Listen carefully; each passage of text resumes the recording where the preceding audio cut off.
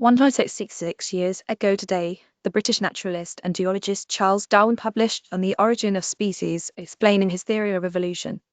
The first edition on which has been voted by publishers and librarians as the most influential academic book ever written introduced the scientific theory that populations evolve over the course of generations through a process of natural selection. It presented a body of evidence that the diversity of life arose by common descent through a tree-like branching pattern of evolution. Watch an animation about how little finches were crucial to his discovery and how pepper moths evolved due to pollution in 1880. Then Darwin included evidence that he had gathered on expeditions to South America in the 1885 and his subsequent findings from research and experimentation, and showed how natural selection is a scientifically testable mechanism. Within 2 decades, widespread scientific agreement solidified that evolution had occurred, and by the mid-20th century, Darwin's concept of evolutionary adaptation through natural selection became central to modern evolutionary theory and a unifying concept of the life sciences. Modern evolutionary theory continues to develop, but his writings still explain the diversity of living organisms and their adaptation to the environment, make sense of the geological record, and hold up under modern genome analysis. Because of church teachings at the time, his theory was much mined, but clergymen later came to accept natural selection, explaining it as an instrument of God's design. The Vatican stated its official position in 1950, which held that evolution was consistent with Catholic teachings.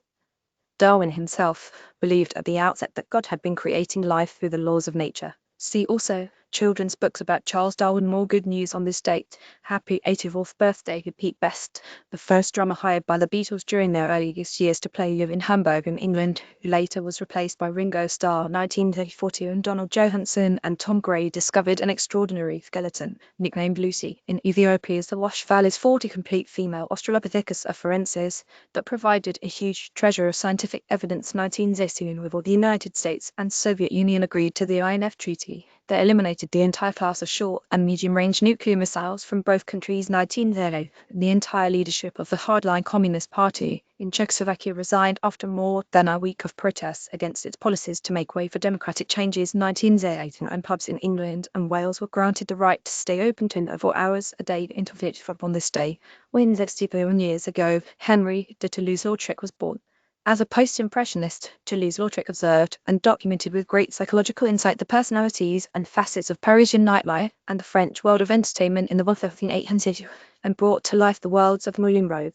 Toulouse-Lautrec Henry must have been a very interesting character.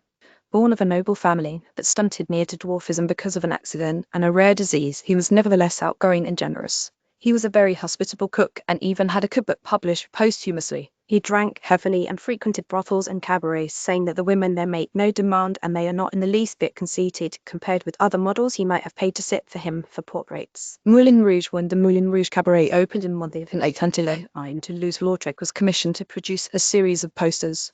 His mother had left Paris, and though he had a regular income from his family, making posters offered him a living of his own. Other artists looked down on the work, but he ignored them. The cabaret reserved a seat for him and displayed his paintings. 1864, 16 years ago today, Project Atella was launched to create a digital library of Alexandria-style archive of everything related to the culture of the Aromanians, the Aromanian-speaking ethnic group of the Southern Balkans. Launched in Bucharest at the Bucharest Peasant Museum, it has gone on to catalogue hundreds of works of literature, song, and poetry. The Atella Project's library includes a large number of books digitized page by page from Aromanian authors such as Karagi Marianus, Tash Papahabi, Ion Orzina, and George Vrana. Also included are poems by Aromanian poets such as Nashitaliu. In 2012, the non-profit financed a documentary called Iho that focused on the lives of 4 octogenarian musicians from a small village called Kojilak. 2009, and 137 years ago today, Scott Joplin, the African-American composer and pianist dubbed the King of Ragtime, was born in Texas to an ex-slave.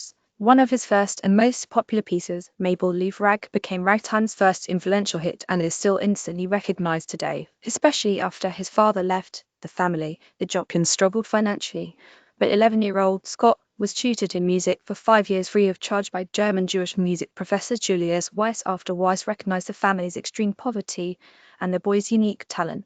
Before he died at age 48, Joplin wrote 40 of our original ragtime pieces of ragtime ballet and 2 operas, one of which, Treemonisha, was finally produced in full to wide acclaim in 1961. His music was popularized in the Oscar-winning film The Sting that featured several of Joplin's compositions, most notably The Entertainer. In 1966, Joplin was posthumously awarded a Pulitzer Prize. 1,868 30 years ago today, Ireland narrowly voted to legalize divorce, ending a 58-year-old ban. The Catholic Church was strongly against the amendment, but told their congregations that they could vote for the amendment in good conscience and it would not be a sin to do so. The referendum was passed 50.28 to 49.72 and became the 15th Amendment of the Constitution of Ireland. 1965, 8 years ago today, Billy Connolly, the Scottish comedian and musician who was knighted at Buckingham Palace for his services to entertainment and charity, was born. Photo by Eva Ronaldo CC. Born into poverty and abandoned by his mum at age 4, Connolly found great joy in making people laugh. As an actor, he starred in